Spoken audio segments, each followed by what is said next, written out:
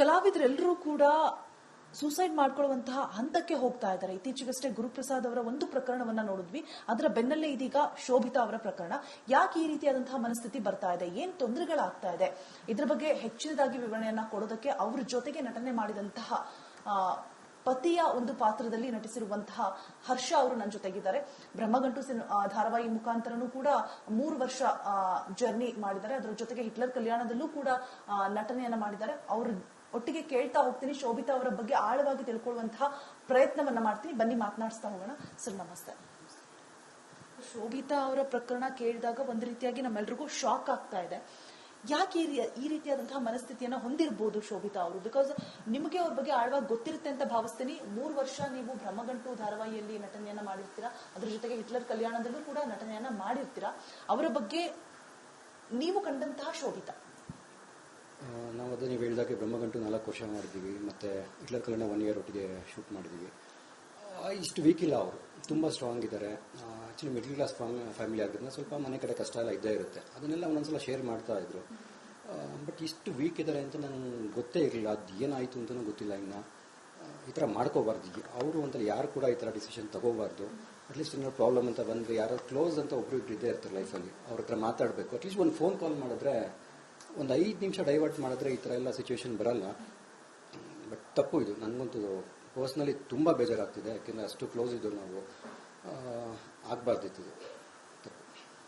Settle ಎಲ್ಲ ಹೇಗಿರ್ತಾ ಇದ್ರು Shobhita sir? Because ನಾನು ಸುಮಾರು ಜನ ಮಾತಾಡಿಸ್ತಾ ಹೋದಾಗ ಹೇಳ್ತಾ ಇದ್ರು ತುಂಬಾ ಖುಷಿಯಾಗಿರ್ತಾ ಇದ್ರು.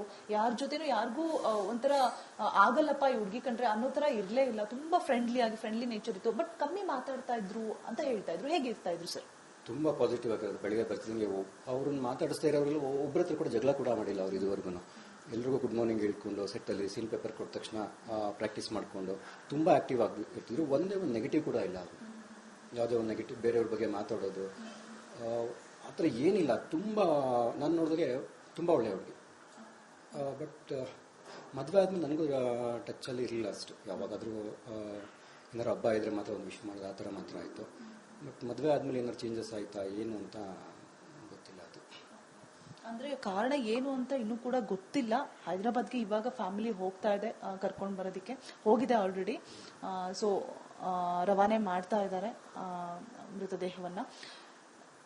ಏನಾಗುತ್ತೆ ಅಂದ್ರೆ, ಈಗ ಮದುವೆ ಆದ ನಂತರ ಬಿಫೋರ್ ಮ್ಯಾರೇಜ್ ಅವರ ಬಗ್ಗೆ ಒಂದು ಕೂಡ ನೆಗೆಟಿವ್ ಇರ್ಲಿಲ್ಲ ಅಂತ ಹೇಳ್ತಾ ಇದ್ರ. ಎಲ್ಲರೂ ಇದನ್ನೇ ಹೇಳ್ತಾ ಇದ್ರೆ, ಆಫ್ಟರ್ ಮ್ಯಾರೇಜ್ ನಮಗೆ ಸಂಪರ್ಕಕ್ಕೆ ಕಡಿಮೆ ಸಿಗ್ತಾ ಇದ್ರು ಅಂತ ಹೇಳ್ಬಿಟ್ಟು. ಏನಾದ್ರೂ ಸೂಚನೆ ಏನಾದ್ರೂ ಇತ್ತ ಸರ್? ಅಂದ್ರೆ ಬೇಸರ ಇತ್ತ? ಮದುವೆ ಆದ್ಮೇಲೆ ಅವರು ಸ್ಕ್ರೀನ್ ಮೇಲೂ ಕೂಡ ಜಾಸ್ತಿ ಕಾಣಿಸ್ಕೊಳ್ತಾ ಇರ್ಲಿಲ್ಲ. ಇಲ್ಲ, ಮದುವೆ ಆದಾಗಿಂದ ಅವರು ಯಾವುದು ಮಾಡೇ ಇಲ್ಲ. ಸೀರಿಯಲ್ ಆಗಲಿ ಸಿನಿಮಾ ಆಗಲಿ ಯಾವುದು ಮಾಡೇ ಇಲ್ಲ. ಮುಂಚೆ ಏನು ಮಾಡಿದ್ರು ಅಷ್ಟು ಮಾತ್ರನೇ. ಬಟ್ ನನಗೆ ಮದುವೆಗೆ ಇನ್ವೈಟ್ ಮಾಡಿಲ್ಲ ಲಾಸ್ಟ್ ನಮ್ಮದು. ಯಾಕಂದರೆ ನಾವು ಮೀಟ್ ಮಾಡಿದ್ದೆ ಲಾಸ್ಟ್ ಒಂದು ಹಿಟ್ಲರ್ ಕಲ್ಯಾಣ ವೈಂಡ್ ಅಪ್ ಆಯ್ತಲ್ಲ. ಸೊ ಲಾಸ್ಟ್ ಡೇ ಶೂಟಿಂಗ್ ಅಂದ್ಬಿಟ್ಟು ಅವತ್ತು ಲಾಸ್ಟ್ ಮೀಟ್ ಮಾಡಿದ್ದು. ಮದುವೆಗೆ ಅದು ಫೋನ್ ಮಾಡಿ ಇನ್ವೈಟ್ ಮಾಡಿದ್ರು. ಮದುವೆಗೂ ಹೋಗೋಕ್ಕಾಗಿರಲಿಲ್ಲ ನಾನು. ಅದು ಬಿಟ್ಟರೆ ಇನ್ನು ಮದುವೆ ಆದಮೇಲೆ ನನಗೊಂದು 2 ಸಲ ಕಾಲ್ ಮಾಡಿರ್ಬೋದು ಅಷ್ಟೇ. ಅದು ನನ್ನ ಬರ್ತ್ಡೇಗೆ ಒಂದು ಸಲ ಕಾಲ್ ಮಾಡಿದ್ದು, ಮತ್ತು ಇನ್ನೊಂದು ಸಲ ಏನಕ್ಕೂ ಅಷ್ಟೇ. ಅದು ಬಿಟ್ಟರೆ 1.5 ವರ್ಷ ಆಯಿತು. ನನ್ನ ಜೊತೆ ಅಂತಲ್ಲ, ಅವ್ರು ಯಾರ ಜೊತೆನೂ ಟಚ್ಚಲ್ಲೇ ಇಲ್ಲ ಇಲ್ಲಿ ಹೈದರಾಬಾದ್ ಹೋದ್ಮೇಲೆ. ಅದೇನಕ್ಕೆ ಅಂತಲೂ ಗೊತ್ತಿಲ್ಲ, ಅರ್ಥ ಆಗ್ತಿಲ್ಲ ಅದು ಏನಂತ. ಮದುವೆಗಿನ ಮೊದಲು ಏನಾದ್ರು ಹೇಳ್ಕೊಂಡಿದ್ರೆ ಸರ್? ಅಂದ್ರೆ ನಾನು ಮದುವೆ ಆದ್ಮೇಲೆ ಆಕ್ಟಿಂಗ್ ಮಾಡೋದಿಲ್ಲ, ಈ ತರ ರೆಸ್ಟ್ರಿಕ್ಷನ್ಸ್ ಇದೆ ಅಂತ ಹೇಳ್ಬಿಟ್ಟು. ಬಿಕಾಸ್ ಮದುವೆ ಆದ್ಮೇಲೆ ಕಾಣಿಸ್ಕೊಂಡಿಲ್ಲ, ಎಲ್ಲೂ ಕೂಡ ಮಾಡಿಲ್ಲ ಯಾವುದನ್ನು ಅಂತ ಕ್ಲಿಯರ್ ಆಗಿ ಹೇಳ್ತಾ ಇದ್ದೀರಾ ನೀವು. ಬಿಫೋರ್ ದಟ್ ಕೊನೆ ದಿನ ಏನಾದ್ರು ನಂದು ಇವತ್ತಿಗೆ ಶೂಟಿಂಗ್ ಲಾಸ್ಟ್, ನನ್ನ ಮನೇಲಿ ಪರ್ಮಿಷನ್ ಕೊಡಲ್ಲ, ಈ ತರ ಏನಾದ್ರು ಶೇರ್ ಮಾಡಿದ್ರ ನಿಮ್ ಜೊತೆಗೆ? ಇಲ್ಲ, ಅವ್ರ ಪರ್ಸನಲ್ ಮದುವೆ ವಿಷಯನ ನಂಗೆ ಹೇಳಿರಲಿಲ್ಲ. ಇಮಿಡಿಯೇಟ್ ಮದುವೆ ಫಿಕ್ಸ್ ಆಯಿತು ಅಂತಾನೆ ಒಂದು ಕಾಲ್ ಮಾಡಿದ್ರು, ಸ್ವಲ್ಪ ಕಂಗ್ರಾಟ್ಸ್ ಅಂತ ಹೇಳಿದ್ರು. ಆಮೇಲೆ ಇನ್ವಿಟೇಷನ್ ಕಳಿಸಿದ್ರು. ಅದು ಬಿಟ್ಟರೆ ಬೇರೆ ಅವರು ಅದೇ ಎಲ್ಲಿ ಅಂತ ನಾನು ಕೇಳಿದಾಗ ಹೈದರಾಬಾದಲ್ಲಿ ಮದುವೆ ಆದ್ಮೇಲೆ ಸೆಟಲ್ ಆಗ್ತೀನಿ ಅಂತ ಹೇಳಿದ್ರು. ಹುಡುಗ ಹೇಗೆ ಅಂದಾಗ ಅದೇ ಸಾಫ್ಟ್ವೇರ್ ಅಂತಾನು ಹೇಳಿದ್ ನೆನಪು. ಏನು ಮಾಡ್ತಿದ್ದಾರೆ ಅಂತ ಕೇಳಿದಾಗ ಅಷ್ಟು ಬಿಟ್ಟರೆ ಅವರು ಏನು ಅವ್ರ ಮನೆಯವ್ರ ಬಗ್ಗೆನೂ ಏನೂ ಹೇಳಿಲ್ಲ. ಏನಂದ್ರೆ ಏನೂ ಗೊತ್ತಿಲ್ಲ. ಅವರು ಮದುವೆ ಆದಮೇಲೆ ಹೇಗಿದ್ದಾರೆ ಏನು ಟಚ್ಚಲ್ಲಿ ಇರಲಿಲ್ಲ. ಆ್ಯಕ್ಚುಲಿ ನನ್ನ ಜೊತೆ ಅಂತಲ್ಲ, ಯಾರ ಜೊತೆನೂ ಟಚ್ಚಲ್ಲಿ ಇರಲಿಲ್ಲ ಅವರು. ಇನ್ನು ಇಲ್ಲಿ ಮುಂಚೆದು ಗೊತ್ತಿತ್ತು, ಅವ್ರು ಸಕಲೇಶ್ಪುರಲ್ಲಿ ಇದ್ದರು. ನಮ್ಮ ಸೆಟ್ಟಲ್ಲಿ ಇದ್ದ ಶೂಟಿಂಗ್ ಈ 3.5 years ಬ್ಯಾಕ್ ಅನ್ಸುತ್ತೆ. ಅವ್ರ ತಂದೆ ಕೂಡ ತೀರೋಗಿದ್ರು. ಶೂಟಿಂಗಿಂದನೇ ಹೊರಟಿದ್ರು, ಈ ಥರ ಆಗೋಯ್ತು ಅಂತ ಹೇಳಿ. ಆಮೇಲೆ ಅವರು ತುಂಬ ಕಷ್ಟಪಟ್ಟು ಒಂದು ಮನೆ ಕಟ್ಟಿದ್ರು ಚಿಕ್ಕದಾಗ ಊರಲ್ಲೇ. ಆ ಮನೇಲಿ ಅಪ್ಪ ಅಮ್ಮ ಇರಬೇಕು ಅಂತ ಆ ಮನೆ ಕಟ್ಟಿ ಗೃಹಪ್ರವೇಶ ಆಗೋ ಅಷ್ಟರಲ್ಲೇ ಅವ್ರ ತಂದೆ ತೀರೋಗ್ಬಿಟ್ರು. ಅದೊಂದು ಅವರಿಗೆ ತುಂಬ ಬೇಜಾರಿತ್ತು. ಆಮೇಲೆ ಅವ್ರ ಅಮ್ಮನ ಎಲ್ಲ ಬೆಂಗಳೂರಿಗೆ ಕರ್ಕೊಬಂದು ಅವರೇ ನೋಡ್ಕೋತಾ ಇದ್ರು. ಒಟ್ಟಿಗೆ 2 ಸೀರಿಯಲ್ ಮಾಡಿ ಶೂಟ್ ಮಾಡ್ತಾ ಇದ್ರು. ಪಾಪ ತುಂಬ ಕಷ್ಟಪಡ್ತಾ ಇದ್ರು. ಅವ್ರ ಅಮ್ಮನ ಇವರೇ ಚೆನ್ನಾಗಿ ನೋಡ್ಕೋಬೇಕಿತ್ತು. ಆ ಟೈಮಲ್ಲೇ ಈ ಥರ ಮಾಡ್ಕೊಂಡಿದ್ರು. ಹಸ್ಬೆಂಡ್ ಬಗ್ಗೆ ಏನಾದರೂ ಮಾಹಿತಿ ಇದೆಯಾ ಸರ್? ಅಂದ್ರೆ ಸಾಫ್ಟ್ವೇರ್ ಇಂಜಿನಿಯರ್ ಅಂತ ಹೇಳಿದ್ರಿ, ಮೂಲತಃ ಎಲ್ಲಿ ಅವರು ಲವ್ ಮ್ಯಾರೇಜಾ ಅಥವಾ ಅರೇಂಜ್ ಮ್ಯಾರೇಜಾ? ಅವರ ಪ್ರೀತಿ ಬಗ್ಗೆ ಏನಾದರೂ ಗೊತ್ತಿತ್ತಾ ನಿಮ್ಗೆ? ಏನಾದರೂ ಹೇಳಿದ್ರಾ ಅಂತ ಹೇಳ್ಬಿಟ್ಟು? ನಾವು ಸೆಟ್ಟಲ್ ಇದ್ದಾಗೆಲ್ಲ ಮಾತಾಡ್ತಾ ಇದ್ದ, ಲವ್ ಅಂತ ಯಾರ್ದು ಇರಲಿಲ್ಲ ಅವರು. ಸೊ ಅರೇಂಜ್ ಮ್ಯಾರೇಜ್ ಕನ್ಫರ್ಮ್ ಇದು. ಯಾರು ಲವ್ ಮಾಡ್ತಾ ಇಲ್ಲ ನನಗೆ ಯಾಕೆಂದ್ರೆ ಎಲ್ಲ ಒಟ್ಟಿಗೆ ಇರ್ತಿದ್ವಲ್ಲ, ಅದು ಗೊತ್ತಾಗ್ತಾ ಇತ್ತು. ಸೊ ಲವ್ ಮ್ಯಾರೇಜ್ ಅಲ್ಲ, ಅರೇಂಜ್ ಮ್ಯಾರೇಜೇ. ಬಟ್ ಅವ್ರ ಬಗ್ಗೆ ನನಗೆ ಗೊತ್ತಿಲ್ಲ ಅಷ್ಟು. ಏನಾದ್ರು ಮೀಟ್ ಮಾಡಿಸಿದ್ರ ಸರ್ ಅವರ ಮದ್ವೆ ಆಗೋ ಹುಡುಗನನ್ನ? ಬಿಫೋರ್ ಮ್ಯಾರೇಜ್ ಏನಾದ್ರು ಮೀಟ್ ಮಾಡಿಸೋದು ಆತರ ಏನಾದ್ರು, ಅದಾದ ನಂತರ ಯಾವಾಗ್ಲಾದ್ರು? ಅವ್ರ ಬಗ್ಗೆ ಮಾತು ಕೂಡ ಆಡಿಲ್ಲ ನಾವು.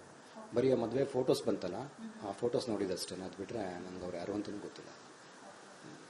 ನಿಮ್ಮ ಪ್ರಕಾರ ಇಷ್ಟು ಒಂದ್ ರೀತಿಯಾಗಿ ಒಂದು ನೆಗೆಟಿವ್ ಇಲ್ಲದೆ ಇರುವಂತಹ ಕಲಾವಿದೆ ತುಂಬಾ ಖುಷಿಯಾಗಿ ಸೆಟ್ಟಲ್ಲಿ ಕಾಲ ಕಳೀತಾ ಇದ್ರು ಅಂತ ಹೇಳ್ತಾ ಇದ್ರಿ. ಏನು ರೀಸನ್ ಇರಬಹುದು ನಿಮ್ಮ ಪ್ರಕಾರ? ಅಂದ್ರೆ ಮಿಡಲ್ ಕ್ಲಾಸ್ ಇಂದ ಬಂದಿರುವಂತಹ ಹುಡುಗಿ ಕಷ್ಟ ಪಡ್ತಾ ಇದ್ರು, ಅದ್ ಒಂದ್ ಕಡೆ ಆದ್ರೆ ಅದನ್ನೆಲ್ಲ ನಿಭಾಯಿಸ್ಕೊಂಡು ಹೋಗ್ತಾ ಇದ್ರು, ಎರಡೆರಡು ಸೀರಿಯಲ್ ಮಾಡ್ಕೊಂಡು ನಿಭಾಯಿಸ್ತಾ ಇದ್ರು ಅಂತ ಹೇಳಿದ್ರಿ. ಏನ್ ರೀಸನ್ ಇರ್ಬೋದು ಅಂತ ಹೇಳ್ಬಿಟ್ಟು? ಅದೇ ಗೊತ್ತಾಗ್ತಾ ಇಲ್ಲ ನನಗೆ ಅಂತಲ್ಲ. ನಾನು ಈಗ ನಾನು ಭರತ್ ಬೋಪಣ್ಣ ಮಾತಾಡೋ, ಗೀತಾ ಅವರು, ಪ್ರಣತಿ, ನಮ್ಮ ಸೆಟ್ಟಲ್ಲಿ ಇರೋ ಎಲ್ಲ ಮಾತಾಡ್ದೆ, ಫೋನ್ ಮಾಡ್ಕೊಂಡು. ಏನಕ್ಕೆ ಈಗ ಆಯ್ತು ರೀಸನ್ ಯಾರಿಗೂ ಗೊತ್ತಿಲ್ಲ. ಅದು ಅವ್ರಿಗೆ ಬಿಟ್ಟು ಅವ್ರ ಮನೆಯವ್ರಿಗೆ ಗೊತ್ತಿದೆಯೋ ಏನೋ ಗೊತ್ತಿಲ್ಲ, ಅದು ಏನು ಅಂತಲೂ ಗೊತ್ತಿಲ್ಲ. ಅವ್ರ ಅಮ್ಮನೂ ಎಲ್ಲ ನಿನ್ನೆ ಹೋಗಿದ್ದಾರೆ ಅಂತ ಗೊತ್ತಾಯ್ತು. ನಾನು ಅವ್ರ ಭಾವ ಹತ್ರ ಮಾತಾಡಿದೆ, ಅವರು ಕೂಡ ಶಬರಿಮಲೆಯಲ್ಲಿದ್ರು, ಇವಾಗ ಹೋಗ್ತಾ ಇದ್ದೀನಿ ವರ್ಷ ಅವರೇ. ಅಲ್ಲಿ ಹೋಗ್ಬಿಟ್ಟು ಏನಾಗಿದೆ ಅಂತ ತಿಳ್ಕೊಂಡು ಕಾಲ್ ಮಾಡ್ತೀನಿ, ಪೋಸ್ಟ್ ಮಾರ್ಟಮ್ಗೆ ತೊಗೊಂಡೋಗಿದ್ದಾರಂತೆ. ರೀಸನ್ ಏನಿರ್ಬೋದು, ಏನು ಜಗಳ ನಮ್ಮ ಮನೇಲಿ ಅಂತ ಕೇಳಿದೆ. ಇಲ್ಲ ಅದೆಲ್ಲ ಏನೂ ಇಲ್ಲ, ಏನೂ ಗೊತ್ತಿಲ್ಲ ಯಾರಿಗೂ. ಸೊ ಇವತ್ತು ಗೊತ್ತಾಗಬೇಕಷ್ಟೇ ಏನು ವಿಷಯ ಅಂತ.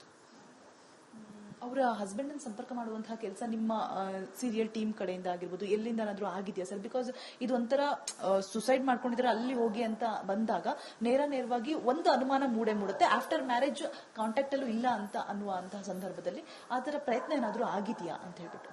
ಇಲ್ಲ, ಅವ್ರ ಹಸ್ಬೆಂಡ್ ಅಂದ್ರೆ ಈಗ ಶೋಭಿತಾ ಅವ್ರನ್ನ ನಂಬರ್ ಬಿಟ್ರೆ ಇನ್ನು ಯಾರ ನಂಬರ್ ಕೂಡ ನಮ್ಮ ಹತ್ರನೂ ಇರಲಿಲ್ಲ. ಇವಾಗ ನಿನ್ನೆ ಯಾರನ್ನ ಕಾಂಟ್ಯಾಕ್ಟ್ ಮಾಡಿ ಅವ್ರ ಬಾವನ ನಂಬರ್ ಕಲೆಕ್ಟ್ ಮಾಡ್ಕೊಂಡು ಅವ್ರ ಹತ್ರ ಮಾತಾಡಿದ್ದೀವಿ. ಸೊ ಅವ್ರು ಅದೇ ಇವತ್ತು ತಿಳಿಸ್ತೀವಿ ಏನೇನಾಗಿದೆ ಅಂತ ಹೇಳಿದ್ರು. ಅದು ಬಿಟ್ಟರೆ ಅದು ಇನ್ವೆಸ್ಟಿಗೇಷನ್ ನಡೀತಾ ಇದೆ, ಕಂಪ್ಲೇಂಟ್ ಎಲ್ಲ ಆಗಿದೆ ಅಂತ ಹೇಳಿದ್ರು. ಅದು ಬಿಟ್ಟರೆ ಬೇರೆ ಏನು ವಿಷಯನೇ ಗೊತ್ತಿಲ್ಲ, ಇವತ್ತು ಗೊತ್ತಾಗಬೇಕು.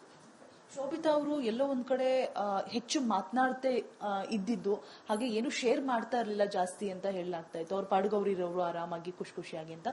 ಅದೇ ಒಂದು ಈ ಘಟನೆಗೆ ಕಾರಣ ಆಯ್ತಾ? ಬಿಕಾಸ್ ಮನಸ್ಸು ಬಿಚ್ಚಿ ಮಾತಾಡಿದ್ರೆ ಒಬ್ರ ಹತ್ರ ಹಗುರ ಆಗತ್ತೆ ಮನ್ಸು, ಏನೇ ಕಷ್ಟ ನೋವುಗಳೆಲ್ಲ ಇದ್ರೂ ಕೂಡ.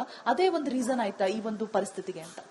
ರೀಸನ್ ಆಲ್ಮೋಸ್ಟ್ ಏನಂತ ಗೊತ್ತಿಲ್ಲ, ಬಟ್ ನೀವು ಹೇಳಿದ್ ಕರೆಕ್ಟ್. ಇವಾಗ ಏನೇ ನಮ್ಗೇನಾದ್ರು ಮನಸ್ಸಲ್ಲಿ ಇಟ್ಕೊಂಡಿದ್ರೆ ಆ ಕ್ಲೋಸ್ ಅಂತ ಇಬ್ರು ಇದ್ದೇ ಇರ್ತಾರೆ. ಈಗ ಒಬ್ರ ಹತ್ರ ಶೇರ್ ಮಾಡೋಕ್ಕಾಗಲ್ಲ ಅಂದರೆ ಕ್ಲೋಸ್ ಇರೋರ ಹತ್ರ ಅಟ್ಲೀಸ್ಟ್ ಶೇರ್ ಮಾಡ್ಕೋಬೋದು. ಮನೆಯವ್ರ ಹತ್ರ ಎಲ್ಲ ಶೇರ್ ಮಾಡೋಕ್ಕಾಗಲ್ಲ, ಫ್ಯಾಮಿಲಿ ಹತ್ರ ಅಂದಾಗ ಕ್ಲೋಸ್ ಫ್ರೆಂಡ್ ಅಂತ ಯಾರಾದರೂ ಇರ್ತಾರೆ. ಅವ್ರ ಹತ್ರ ಅಟ್ಲೀಸ್ಟ್ ಒಂದು 2 ನಿಮಿಷ ಮಾತಾಡ್ಬಿಟ್ರೆ ಈ ಥರ ಎಲ್ಲ ಆಗೋದಿಲ್ಲ, ಆಗಬಾರ್ದು ಇದೆಲ್ಲ. ಅದನ್ನು ಅವರು ಈ ಥರ ನಾನು ಎಲ್ಲ ಇಂಟರ್ವ್ಯೂಲ್ಲಿ ಕುತ್ಕೊಂಡು ಖುಷಿಯಾಗಿ ಮಾತಾಡ್ತಾ ಇದ್ವಿ. ಅವ್ರ ವಿಷಯ ಈ ಥರ ಮಾತಾಡ್ತಾ ಇರೋದು ಸೀರಿಯಸ್ಲಿ ನನಗೆ ಒಂಥರ ಕಷ್ಟ ಆಗ್ತಾ ಇದೆ. ಇದು ನನಗೂ ಆಕ್ಚುಲಿ ನಿಮ್ಮನ್ನು ಜಾಸ್ತಿ ಮಾತನಾಡ್ಸೋಕು ಕಷ್ಟ ಆಗ್ತಾ ಇದೆ ಸರ್. ಬಟ್ ನನ್ನ ಕೆಲಸ ಕೇಳಲೇಬೇಕು. ನೀವು ಬ್ರಹ್ಮಗಂಟು ಸೀರಿಯಲ್ ಅಲ್ಲಿ ಹೆಚ್ಚು ಕಮ್ಮಿ 3 4 ವರ್ಷ ಜರ್ನಿ ಇದೆ ಸರ್. ಅದಾದ ನಂತರ ಹಿಟ್ಲರ್ ಕಲ್ಯಾಣದಲ್ಲೂ ಕೂಡ ಜೊತೆಗೆ ನಟನೆ ಮಾಡಿರ್ತೀರಾ. ಸೊ ಈ ಎರಡೂ ಸೀರಿಯಲ್ ನ ಒಂದು ಎಕ್ಸ್ಪೀರಿಯನ್ಸ್ ನ ಶೇರ್ ಮಾಡೋದಾದ್ರೆ ಅವರ ಜೊತೆಗಿನ ಒಂದು ಎಕ್ಸ್ಪೀರಿಯನ್ಸ್ ನ.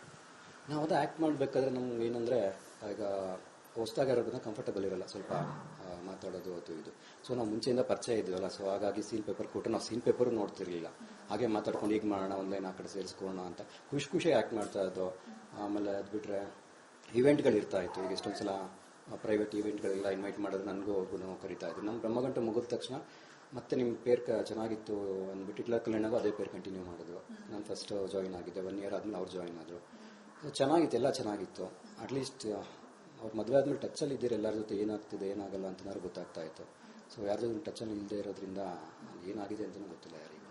ಪ್ರತಿ ಕಲಾವಿದ್ರು ಇದೇ ಮಾತನ್ನ ಹೇಳ್ತಾ ಇದ್ದಾರೆ ಸರ್, ಏನು ಮದ್ವೆ ಆದ್ಮೇಲೆ ಅಷ್ಟು ಟಚ್ ಅಲ್ಲಿ ಇರ್ಲಿಲ್ಲ ಅಂತ ಹೇಳ್ಬಿಟ್ಟು. ಎಲ್ಲೋ ಒಂದ್ ಕಡೆ ಒಂದು ರಿಸ್ಟ್ರಿಕ್ಷನ್ ಒಳಗಾದ್ರ ಅನ್ನುವಂತಹ ಅನುಮಾನ ಮೂಡ್ತಾ ಇದೆ. ಅದನ್ನ ಹೊರತುಪಡಿಸಿದ್ರೆ ಈಗ ಕಲಾವಿದರಿಗೆ ಒಂದು ಆಸೆ, ಒಂದು ಗುರಿ ಅಂತ ಇರುತ್ತೆ. ಆತರ ಆಸೆ, ಗುರಿ, ಕನ್ಸನ್ನ ಏನಾದ್ರು ಹೇಳ್ಕೊತಾ ಇದ್ರ ನಿಮ್ ಜೊತೆಗೆ ಅಂತ ಹೇಳ್ಬಿಟ್ಟು? ಅದೇ ಮೈನ್ ಏನಂದ್ರೆ ಅವ್ರ ಅಪ್ಪ ಅಮ್ಮನ ಚೆನ್ನಾಗಿ ನೋಡ್ಕೋಬೇಕು ಅಂತ ಆಯ್ತು. ಅವ್ರು ಮನೆ ಮಾಡಬೇಕಿತ್ತು. ಅದೇ ಮೈನ್ ಇದ್ದಿದೆ. ಅವರು ಅಪ್ಪ ಅಮ್ಮ ನನ್ನ ಕಷ್ಟಪಟ್ಟು ಇಷ್ಟು ವರ್ಷ ಸಾಕಿದ್ದಾರೆ. ಹರ್ಷ ಅವರೇ ಅಂತಲೇ ಕರೀತಿದ್ರು ಅವರು, ಇಲ್ಲ ಅಂತೂ ಅನ್ನೋರು. ಅದೊಂದೇ ನನಗಿರೋದು.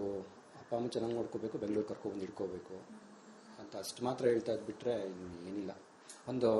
ಅದೇ ಶೂಟಲ್ಲಿ ನಂದು ಅವ್ರದ್ದು ಕಾರಲ್ಲಿ ಒಂದು ಸೀನ್ ಇತ್ತು. ದತ್ತವ್ರೆ ನಾನು ಒಂದು ಕಾರ್ ತಗೋಬೇಕು ಅಂತ ಅಂದ್ಕೊಂಡಿದ್ದೀನಿ, ಅನ್ನಿಸ್ತಾ ಇದೆ, ಯಾವಾಗ ಆಗುತ್ತೋ ಗೊತ್ತಿಲ್ಲ ಅಂತ ಒಂದ್ಸಲ ಹೇಳಿದ್ರು ಅಷ್ಟೇ. ಇದು ಬಿಟ್ಟರೆ ಇನ್ನೇನು ಅವರು ಪರ್ಸ್ನಲ್ ಜಾಸ್ತಿ ಮಾತಾಡ್ತಾ ಇರಲಿಲ್ಲ ಅಷ್ಟೇ. ಬೇಸಿಕ್ ಏನಿದೆ ಅದು ಮಾತ್ರ ಮಾತಾಡ್ತಾ ಇದ್ರು ಅಷ್ಟೇ. ಏನಾದರೂ ಕೊರತೆ ಅಂತ ಏನಾದರೂ ನಿಮ್ಮ ಕಣ್ಣಿಗೆ ಬಿದ್ದಿತ್ತಾ ಸರ್? ನನಗೆ ಈ ಕೊರತೆ ಇದೆ ಅಂತ ಏನಾದ್ರು ಹೇಳ್ಕೊಂಡಿದ್ದು, ಕಷ್ಟ ಇದೆ ಅಂತ ಮಿಡಲ್ ಕ್ಲಾಸ್ ಅಂತ ಹೇಳಿದ್ರಿ, ಬಟ್ ಈ ಕೊರತೆ ಇದೆ ನಂಗೆ ಅಂತ ಏನಾದ್ರು ಹೇಳ್ಕೊಂಡಿದ್ರಾ ಅಂತ ಹೇಳ್ಬಿಟ್ಟು? ಇಲ್ಲ ಅವರು ಯಾವತ್ತೂ ಏನೇ ಕಷ್ಟ ಇರುತ್ತೋ ಇಲ್ಲೋ ಗೊತ್ತಿಲ್ಲ, ಬಟ್ ಏನು ಶೇರ್ ಮಾಡ್ತಾ ಇರಲಿಲ್ಲ. ಕಷ್ಟ ಇದೆ ಹಾಗೆ ಹೇಗೆ ಅಂತ ಬರೋರು ಶೂಟಿಂಗ್ ಮುಗಿಸೋರು ಆರಾಮಾಗಿ. ನಾವಾದ್ರೂ ಒಂದೊಂದಿನ ಇನ್ನು ಪ್ಯಾಕಪ್ ಆಗಿಲ್ವಲ್ಲಪ್ಪ ಅಂತ ಬೈಕೋತಿರ್ತೀವಿ ಸುಮ್ಮನೆ ಮನಸ್ಸಲ್ಲಿ. ಅವ್ರು ಅದು ಕೂಡ ಮಾಡ್ತಿರಲಿಲ್ಲ. ಯಾವಾಗ ಪ್ಯಾಕಪ್ ಅಂತಾರೆ ಅವಾಗ ಮುಗಿಸ್ಕೊಂಡು ಆರಾಮಾಗಿ ಮನೆಗೆ ಹೋಗೋರು. ಟೈಮ್ ಸೆನ್ಸ್ ಕರೆಕ್ಟ್ ಟೈಮಿಗೆ ಬರೋರು, ಕರೆಕ್ಟ್ ಟೈಮಿಗೆ ಹೋಗೋರು. ಕಷ್ಟ ಅಂತ ಏನು ಯಾವತ್ತೂ ಶೇರ್ ಮಾಡ್ಕೊಂಡಿಲ್ಲ. ಇಲ್ಲ ಇಲ್ಲ. ಫೈನಲಿ ಈಗ ರೀಸೆಂಟ್ ಆಗಿ ನಾವು ನೋಡಿದ್ವಿ ಸರ್, ಗುರುಪ್ರಸಾದ್ ಅವರ ಅದು ಕೂಡ ಆತ್ಮಹತ್ಯೆ ಪ್ರಕರಣನೇ. ಕಲಾವಿದರು ಒಂದು ರೀತಿಯಾಗಿ ಏನಾಗ್ತಾ ಇದೆ ಅಂತಂದ್ರೆ ನಮ್ಮ ಇಂಡಸ್ಟ್ರಿಲಿ ಒಂದು ಜಗಳಗಳಾಗ್ತಾ ಇದೆ, ಒಬ್ರ ಮೇಲೊಬ್ರು ಆರೋಪ ಮತ್ತೆ ವಾದ ವಿವಾದಗಳು ನಡೀತಾ ಇದೆ. ಸಿನಿಮಾ ವಿಚಾರಕ್ಕೆ ಆಗಿರ್ಬೋದು, ಧಾರಾವಾಹಿ ವಿಚಾರಕ್ಕೆ ಆಗಿರ್ಬೋದು, ಈ 2 ತಿಂಗಳಲ್ಲಂತೂ ಒಂದರಿಂದ ಒಂದು ಬೆಳವಣಿಗೆಗಳನ್ನ ನೋಡ್ತಾನೆ ಇದ್ದೀನಿ ನಾನಂತೂ. ಯಾಕೆ ಈಗ ಆಗ್ತಾ ಇದೆ, ಯಾಕೆ ಈ ರೀತಿಯಾದಂತಹ ಮನಸ್ಥಿತಿ ಬರ್ತಾ ಇದೆ, ಯಾಕೆ ಕುಗ್ತಾ ಇದೆ ಇಂಡಸ್ಟ್ರಿ, ಕಲಾವಿದರು ಯಾಕೆ ಕುಗ್ಗ್ ಹೋಗ್ತಾ ಇದ್ದಾರೆ ಅಂತ? ಎಲ್ಲ ಕಡೆ ಆಗಿಲ್ಲ, ಒಂದೊಂದ್ಸಲ ಆಗುತ್ತೆ. ಅದೇ ಹೇಳಿದ್ನಲ್ಲ, ಈ ಥರ ಬ್ಯಾಡ್ ಟೈಮ್ ಅವ್ರಿಗೆ ಮೈಂಡ್ ಸೆಟ್ ಏನಿರುತ್ತೋ ಏನೋ ಗೊತ್ತಿರಲ್ಲ. ಬಟ್ ಈ ಥರ ಡಿಸಿಷನ್ ತಗೋಬಾರ್ದು. ನಾನು ಆವಾಗಲೇ ಹೇಳಿದಾಗೆ ಯಾರ ಹತ್ರ ಮಾತಾಡ್ಬೇಕು, ಕ್ಲೋಸ್ ಅಂತ ಒಬ್ರು ಇರ್ತಾರೆ. ಮಾತಾಡಿ ಈ ಥರ ಆಗಿದೆ, ಏನೋ ಸೊಲ್ಯೂಷನ್ ಇದ್ದೇ, ಏನೇ ಇದ್ರೂ ಏನೇ ಮಾಡಿದ್ರು ಸೊಲ್ಯೂಷನ್ ಇದ್ದೇ ಇರುತ್ತೆ. ಅದನ್ನ ಸರಿ ಮಾಡ್ಕೋಬೇಕು. ಒಬ್ರ ಹತ್ರ ಮಾತಾಡ್ಕೊಂಡು ಈ ಥರ ಮಾಡಿದ್ರೆ ಜೊತೆಲಿರೋರ್ಗೂ ಕಷ್ಟ. ಅವ್ರ ಮನೆಯವ್ರಿಗಂತೂ ಪಾಪ 30-32 ವರ್ಷ ಸಾಕಿರ್ತಾರೆ ಜೊತೆಲಿ ಇದ್ಕೊಂಡು. ಈಗ ಅವರು ಈ ಥರ ನೋಡಬೇಕು ಅಂದ್ರೆ ಅವ್ರಿಗೆ ಪರಿಸ್ಥಿತಿ ಅವ್ರ ಅಮ್ಮಂದು ಹೇಗಿರುತ್ತೆ. ನನಗೆ 4-5 ವರ್ಷ ಜೊತೆಲಿ ಬರೀ ಆ್ಯಕ್ಟ್ ಮಾಡಿದ್ದೀವಿ ಅಷ್ಟೇ. ಅಷ್ಟು ವರ್ಷದಿಂದ ಸಾಕ್ಬಿಟ್ಟು ಅವರು ಇವತ್ತು ಅಲ್ಲಿ ಮಲಗಿರ್ತಾರೆ ಈ ಥರ ಅಂದರೆ ಈಗ ನೋಡ್ಬಿಟ್ಟು ಅವರು ಅಮ್ಮನ ಪರಿಸ್ಥಿತಿ ಹೇಗಿರುತ್ತೆ ಅರ್ಥ ಮಾಡ್ಕೊಳ್ಳಿ. ಮಾಡಬಾರ್ದು. ಯಾರೇ ಆದರೂ ನಮಗೆ ಪರಿಚಯ ಇರೋರು ಅಂತಲ್ಲ, ಪರಿಚಯ ಇಲ್ಲದವ್ರು ಯಾರು ಕೂಡ ಈ ಥರ ಡಿಸಿಷನ್ ತಗೋಬಾರ್ದು. ತಪ್ಪು ಇದು. ಫೈನಲ್ ಸರ್, ಕೊನೆಯದಾಗಿ ಈ ಒಂದು ಪ್ರಕರಣದ ವಿಚಾರವಾಗಿ ನಿಮ್ಮ ಕೊನೆಯ ಮಾತು, ಯಾವ ರೀತಿಯಾಗಿ ತನಿಖೆ ಆಗಬೇಕು, ಈ ಪ್ರಕರಣದ ಬಗ್ಗೆ ನಿಮ್ಮ ಅಭಿಪ್ರಾಯ, ಶೋಭಿತಾ ಬಗ್ಗೆ ನಿಮ್ಮ 2 ಸಾಲುಗಳು ಕೊನೆಯದಾಗಿ.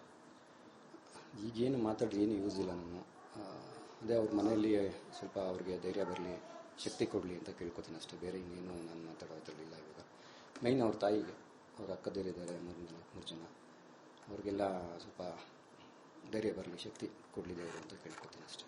ಒಳ್ಳೆಯದಾಗಲಿ. Thank you sir. ಸಾಕಷ್ಟು ವಿಚಾರಗಳನ್ನ ಶೋಭಿತಾ ಅವ್ರ ಬಗ್ಗೆ ಹಂಚ್ಕೊಂಡ್ರೆ ರಿಪಬ್ಲಿಕ್ ಕನ್ನಡ ಜೊತೆ. ನಿಮಗೂ ಕೂಡ ದೇವರು ದುಃಖ ಭರಿಸುವ ಶಕ್ತಿಯನ್ನ ಕೊಡ್ಲಿ ಅಂತ ಬೇಡ್ಕೋತೀನಿ. ಬಿಕಾಸ್ 5 ವರ್ಷ ಹತ್ತತ್ರ ಜರ್ನಿ ಇದೆ ಅವರೊಟ್ಟಿಗೆ ನಿಮ್ದು. Thank you sir. ಇದಿಷ್ಟು ಹರ್ಷ ಅವರ ಮಾತಾಗಿತ್ತು ಅಂತ ಹೇಳ್ತಾ ಕ್ಯಾಮರಾ ಪರ್ಸನ್ ದೀಪಕ್ ಜೊತೆ ರೋಜಾ ಮನುಪಾಟೀಲ್, ರಿಪಬ್ಲಿಕ್ ಕನ್ನಡ, ಬೆಂಗಳೂರು.